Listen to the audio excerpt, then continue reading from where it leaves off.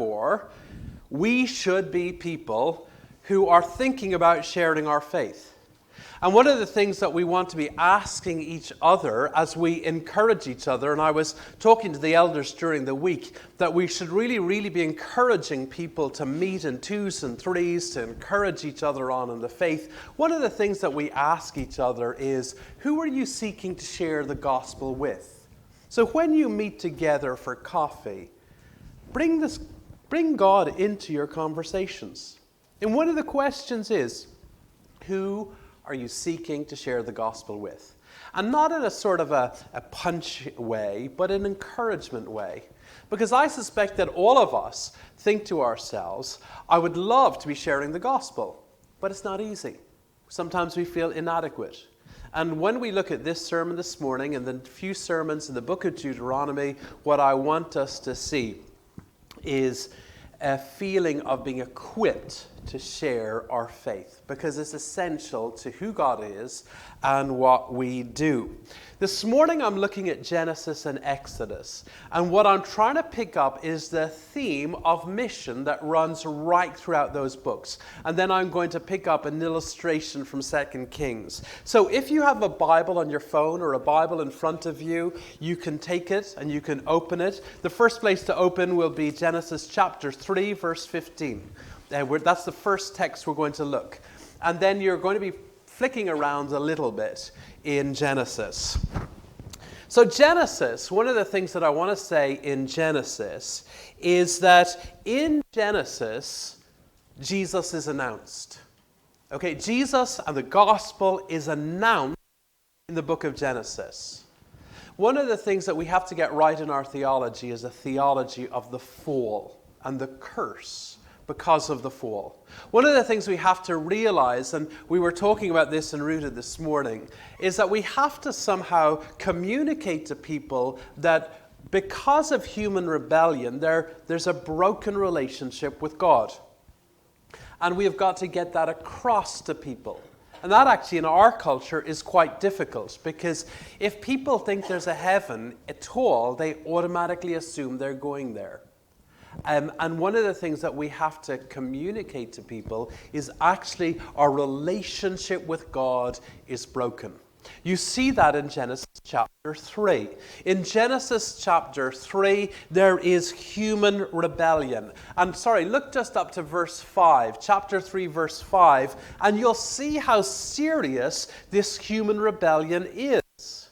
Sometimes when we tell children the story of Adam and Eve, it seems not so serious that they would eat a forbidden fruit and that would cause human fall. But actually it's much more serious than breaking some sort of arbitrary command. Look at what Satan, through the serpent, says to Eve. You will be like God. That is the essence of sin. And that is why sin is so serious. Here you have a loving creator, a good God who blesses humanity, and the essence of our rebellion against him is, I don't want to live under his loving rule. I want to rival him. The essence of our sin is you will be like God. You will rival. This is treason. This is an act of hatred against God's loving rule. And we all share in that. You don't have to look up this text, but in Romans 8 verse 7, it says the sinful mind, which is the natural mind apart from God working in it, is hostile to God. And so at the essence of human sin is a hatred towards God. Now our friends will say, well, I don't hate God. It depends what you mean. Do they want to live under his loving rule? Do they want to hear his verdict that all have sinned and fall short of the glory of God? Do they want to depend on him alone to put him right with them, or to put them right with him? Do they want to live under his loving rule? And you'll find that when you push, there is a hostility in the human minds towards God. Sin is a very serious thing. Sin is an act of cosmic treason. Sin is a desire to be apart from God, which leads to an eternity spent apart from God as its natural outworking. And yet, what happens in chapter 3, verse 15, is that God immediately gives a promise. Now, in the first 11 chapters of the book of Genesis, you have 3 major rebellions. You'll think about them if you think for a moment. You have the rebellion in the Garden of Eden. Then you have, in Genesis chapter 6, the beginning of the flood. God says that people have spread in evil and he brings judgment. And then in Genesis chapter 11, you have the Tower of Babel. They try to work their way to heaven. And in each of those, there is a judgment, but in each of those, there is also a promise. Remember that after the flood, there's the rainbow, God promising that he will not judge that way again. And it's a sign of God's love. We're going to see in a moment that after the Tower of Babel, you move into Genesis chapter 12, and there's the promise of God blessing the world through Abram. And here in Genesis chapter 3, after the fall, there is a promise of blessing. You see, our God's amazing. He sees humankind fall. He sees human sin. And yes, he judges, but in the midst of that judgment, he offers salvation. He offers grace. He offers rescue. He is a good and kind and gracious God. And you see it first of all in Genesis chapter 3, verse 15, if you have it open.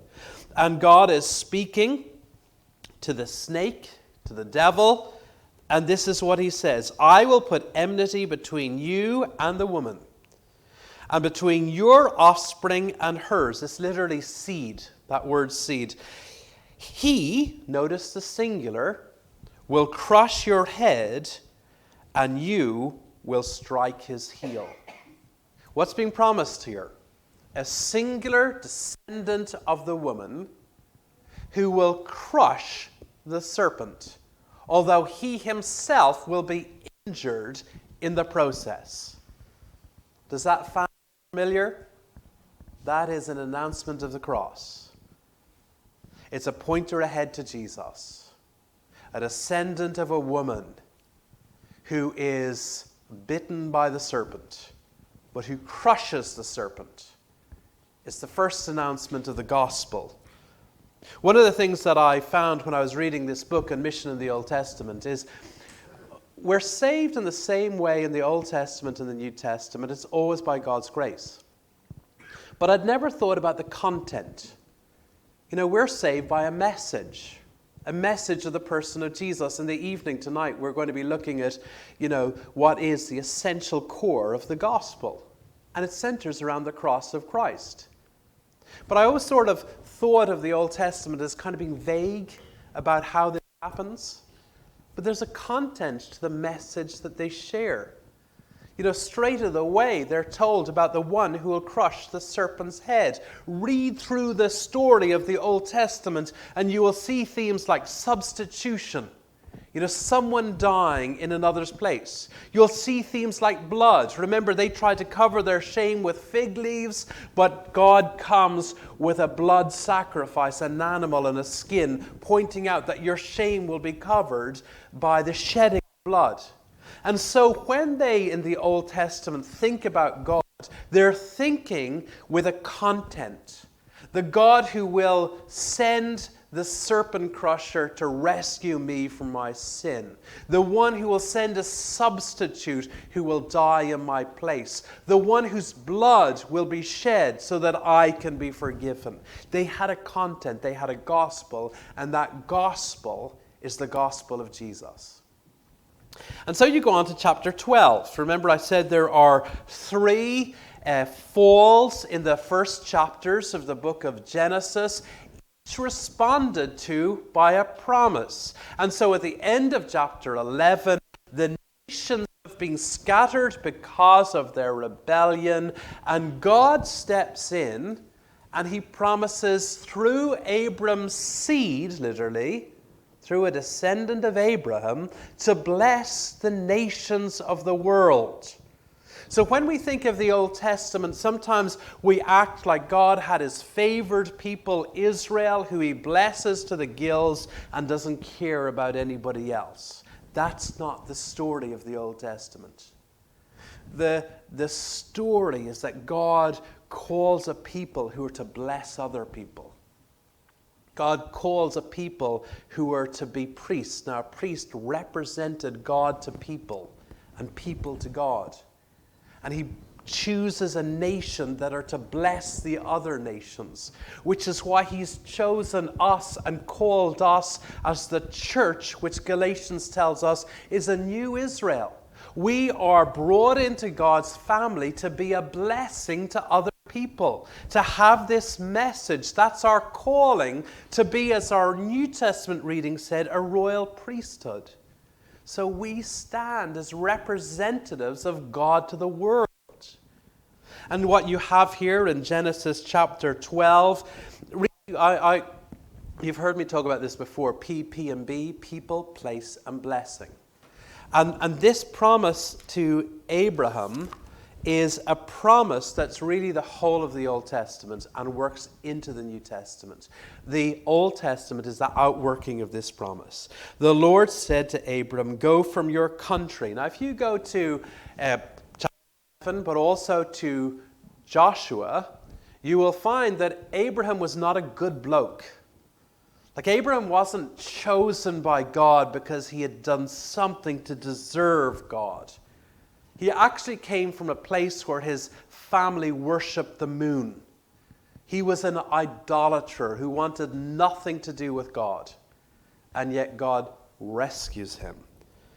Your people and from your father's household to the land I will show you, I will make you into a great nation, and I will bless you, and I will make your name great. That's interesting because in the Tower of Babel it says they were trying to make their name great. But God is the one who's going to do that. And you will be a blessing. I will bless those who bless you, and whoever curses you I will curse. And look at this. And all the peoples of the earth will be blessed through you. Wasn't narrow. Wasn't just about a favored nation and an ignoring of the other nations. It was relate to the world. And that is us. He has related to us that we might be a blessing to all the nations of the world. Then just one other thing before we move out of Genesis. Look at Genesis chapter 15, verse 6, a hugely important verse quoted 3 times in the New Testament. And here we have the promise given. Abraham believed the Lord, and the Lord credited to him righteousness. What does Abraham do to be put right with God? He simply believes. He puts out an empty hand and takes God's promises. And that is a picture of what we call justification by grace through faith. In other words, I am rescued by God not because of my goodness, because I have none, not because of my merits, because they are worthless. I am rescued by God simply by putting out an empty hand and receiving His goodness to me. That's the way it was in the Old Testament, and that's the way it is in the New Testament. So what I'm trying to tell you by the book of Genesis is there's a content to the gospel that runs right. You don't have to wait till the New Testament to get it. You have a context to what we believe. And right in the book of Genesis, you're being told about a serpent crusher. You'll see a substitute. Remember Abraham and Isaac and the ram dying in his place? A substitute. The shedding of blood. You're getting the gospel right here in the book of Genesis. A gospel that points to the person of Jesus. It's the same gospel in the Old Testament as in the New Testament. Think about that content for a moment. We were discussing and rooted, and I said to them, what would you do if someone says to you, you go to church? I had this. I was at a neighbor's house, and she said, what do you do? I said, I'm a Baptist pastor. It's always a great way to either kill a conversation or get an interesting conversation. School reunions are a nightmare when you're something like a Baptist pastor. You see the look of fear on people who used to like you in school. They don't know what to say. But so anyway, this woman, she said exactly what you want someone to say to you. What do you guys believe? And I mumbled something. Can I put out a challenge this morning? Come up with a sentence that you learn off by heart, that if anyone says to you, what do you believe? You can answer straight away with one sentence. This is my sentence. I got it from a book called Questioning Evangelism. If someone says to me, what do you believe? This is how I intend to reply. My guilt is so serious. You see, I'm focusing on my guilt. I'm not accusing you. I'm focusing on my guilt. My guilt is so serious that nothing less than the death of God's own Son could deal with it. And that's exactly what God has done for me. Because if it's not about the cross, it's not Christianity. So come up with your definition of the gospel. Someone says to you, oh, you were in church yesterday. What do you guys believe? Have a sentence learned off by heart that you can come to straight away. So that you don't do what I did that night going, oh, why didn't I say this, that, and the other? Second thing, we move to the book of Exodus. Book of Exodus, and we're just really looking at the two first books of the Bible. And what we have, the Exodus, is the great saving event of the Old Testament. Jesus actually, at the moment of the transfiguration, when he talks to Elijah and Moses, he actually talks about, it says, his departure. And the word is actually the word for Exodus. He talks to Moses and Elijah about his exodus because his cross is the exodus for us. We were in slavery like in Egypt, but slavery to sin, and Jesus dies as our Passover lamb, and that's actually quoted in 1 Corinthians 5:7, and we are escaping. We have been released from slavery. So Jesus is our Exodus. The Exodus is the great saving event of the Old Testament, but it points to the cross. And you'll see, particularly in the Psalms, they always go back to the great saving event. And what we're being taught there is that as the people keep remembering what God has done for them, we're being told, keep on remembering. Christianity is a remembering religion. It's a remembering religion. We're called to keep on remembering. That's why we're given a meal, to remember what Jesus has done for us, because we're forgetful. And we need to be preaching this gospel to ourselves all the time. We need to be excited about it as we speak to ourselves about this gospel. Well, you come to Exodus, and it's very easy to read the Exodus story, particularly in the first 15 chapters, and think, wrongly, this is just about God having a special people and being nice to them and horrible to everybody else. It's not quite like that. Yes, he has a special people he's blessing, but he is offering actually blessing to everybody. And you see this if you look at Exodus carefully. I was blessed to go to a school in Dublin where there was a large Jewish population. There was about 50 Jews in our school. The Jewish population in Dublin, which is quite small, had chosen that school to send their people to. And I remember one day in religion class, one of the Jews was asked to talk about their faith. And one of the things they did, which was really interesting, is this person got up and they said, you know, we will never try to convert anybody else. I think they were sort of comparing themselves to those pesky evangelicals who are always trying to convert you, and they were saying, no, no, no, no, we don't try to convert anybody. Now, even then, and I'm not sure I was a Christian at the time, even then that didn't make sense, because if you've been given something beautiful, surely you want people to be invited in to share that something beautiful. But these Jewish people who were great, they were absolutely wonderful people. But one of the things that that Jewish person there was missing is an understanding of the mission that was supposed to be behind their faith. Because they were always called to share the good news. Of course, they're missing the biggest point, which is that they hadn't seen that Jesus was the Messiah. The whole point of it all. But here we have a situation in Exodus. The people are slavery. And then look at chapter 7, verse 5. We have the point of the Exodus. And what we have in chapter 7, verse 5, and what I'm trying to show you here is that this just wasn't about one people. This is a God who wants to bless loads of people.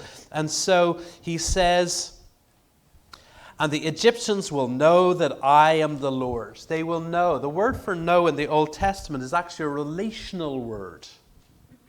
So they will know that when I stretch out my hand against Egypt and bring the Israelites out of it. And what you have in the plagues is God defeating the gods of Egypt. They worshiped the Nile. They thought of religion around frogs and fertility. And God comes and shows there's only one God. Your gods are nothing. And God shows his victory.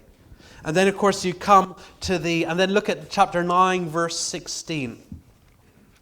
Look at this. You see chapter 9, verse 16. Again, God's point is not just one people, but all people. But I have raised you up for this very purpose, that I might show my power and that my name might be proclaimed in all the earth.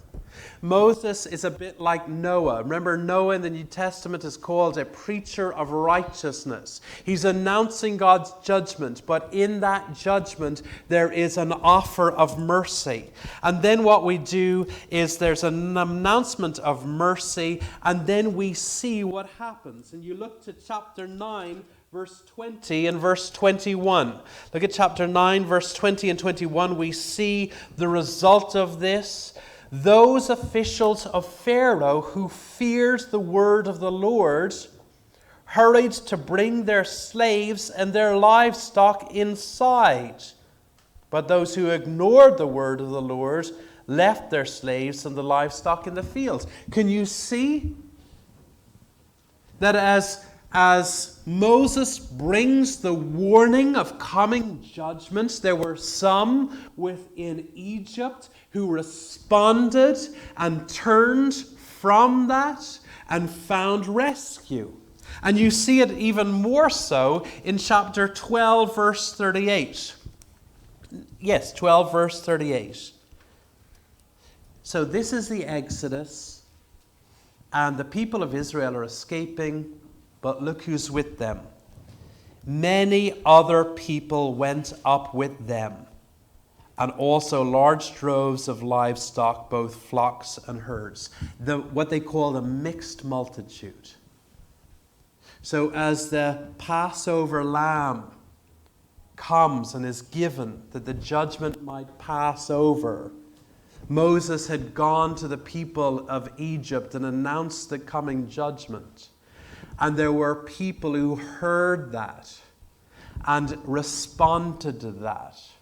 And so there's a blessing to the nation of Egypt, to anyone who responded to the God of Israel. It wasn't just about one people. It was about a mixed multitude. Can I also just say, when it comes to that, and this is the last reference from Exodus, and then we'll start to wrap up. But look at Exodus chapter 19, verse 6, because he's now telling them their purpose. Remember, he's working through one people, but they have a purpose for all people. So chapter 19, verse 6, and you will be for me a kingdom of priests and a holy nation. So there's supposed to be difference. This is what we're going to pick up on next week when we go to Deuteronomy. They're to be different. Look at our New Testament reading, and the church is a kingdom of priests. What did a priest do? Represented God before the people and the people before God. This is what we're to do. A kingdom of priests and a holy nation. Those are the words you're to speak to the Israelites. We are to be a blessing to the people of Limerick and Shannon and 6 Mile Bridge and Killaloe and wherever we are, because we represent God to them. Can I just, I'm going to skip over a little bit and come straight to the end. So I just want to give you one example from the book of 2 Kings, chapter 5. So you go way ahead, and this is going to, and we are getting close to the end. 2 Kings, chapter 5. And I'm going to show you this in action in the life of one precious person. Can I say to you that sometimes people will talk about the Old Testament and they will say that it was about the nations coming to Israel, and there is that emphasis on the nations coming to Israel and being blessed. That's part of it. You can pick up the same theme in, say, for example, 1 Corinthians, which we've been looking at in the evening. It talks about an unbeliever who comes into the service and he's amongst God's people and he has his sins revealed to him and he worships God. And there is a sense in which we're saying to the world, come and hear. And that's why the carol service is a great opportunity, because some of our friends will go to a candlelit service in a beautiful old building that used to be a church, and they will come for a candlelight service, and they will come because it's a special occasion and it's Christmas, and we want to take that and we want to invite our friends to come.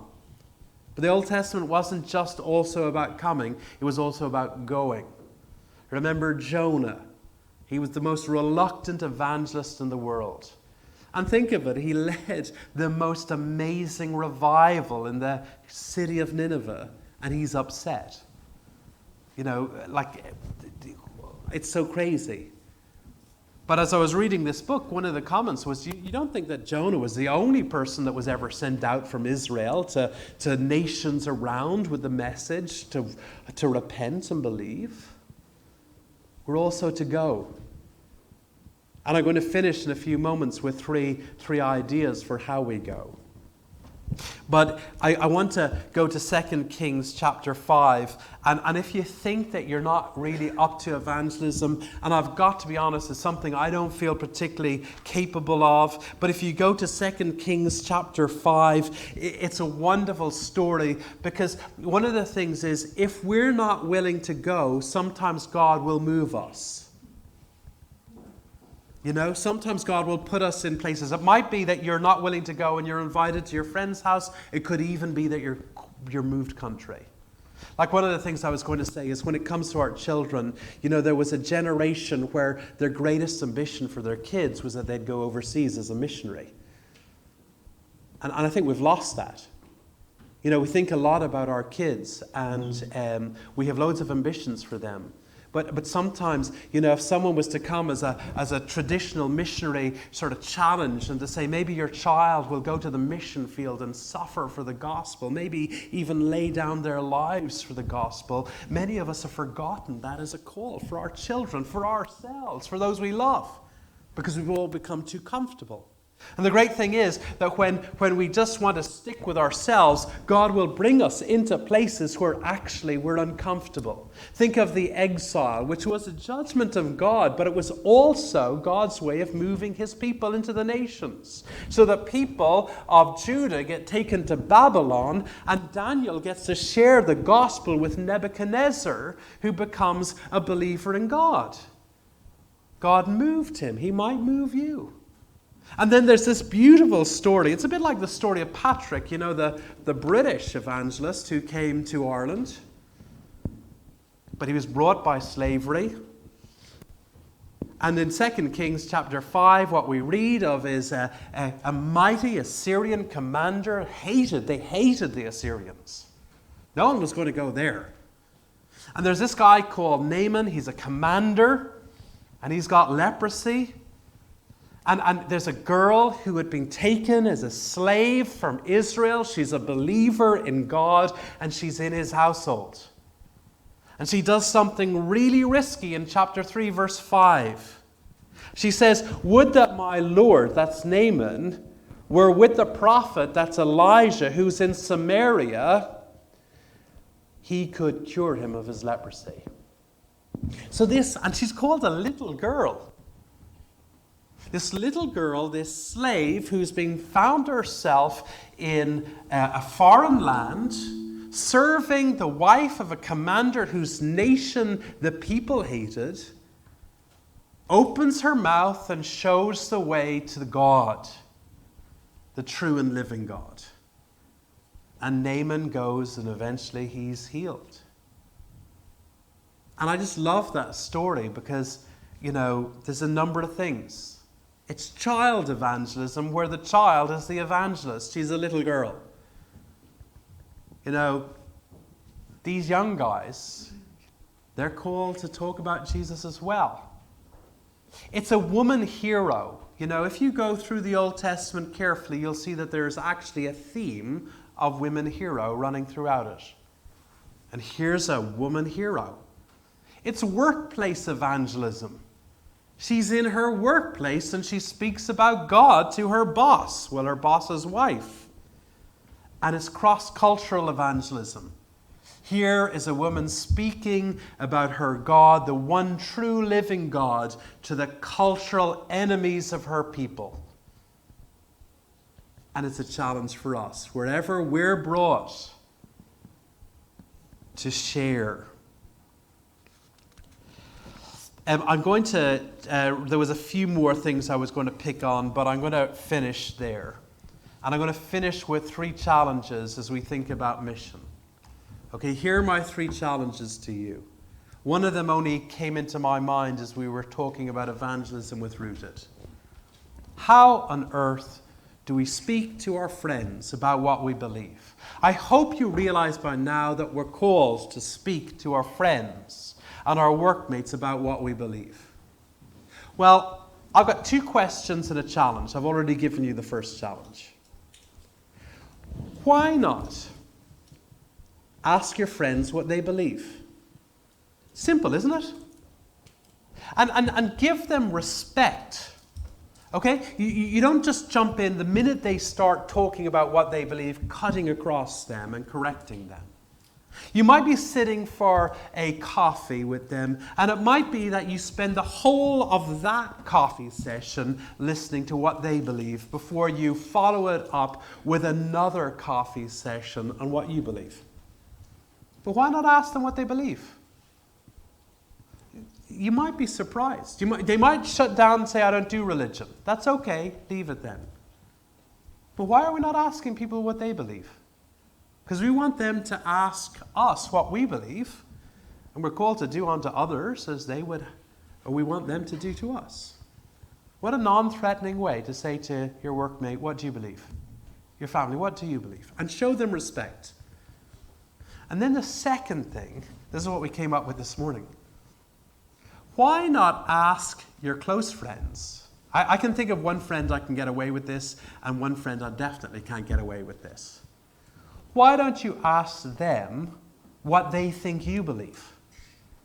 Like, one of the things we need to do before we share the gospel is to figure out where they're coming from and what they think Christianity is about. Have you ever thought of going to your friends and saying, and don't be argumentative of this, "What do you think I believe?" You see, I'm a bit scared that my friends think that being a Christian is about obeying rules. So I must appear really arrogant to them because I'm going to them and saying, "I'm a Christian," which to them means he thinks he obeys the rules well enough. And that's arrogance. So why not start? What do you believe? Question number 2. What do you think I believe? That's for your close friends. And then the third thing I've already told you, have your sentence. I want you to do this over Christmas. I might even target some of you. What's your sentence that sums up the gospel? so that when someone says, but what do you believe, you can start. And if you're only given one sentence to respond, you won't regret having left out the centerpiece of the gospel. What do you believe? What do you think I believe? And then this is what I believe in one sentence. Amen.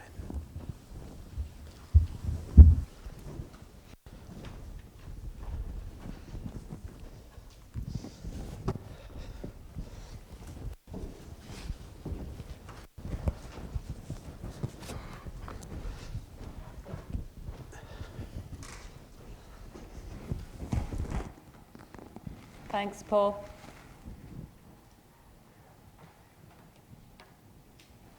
Strikes fear when you think he's going to target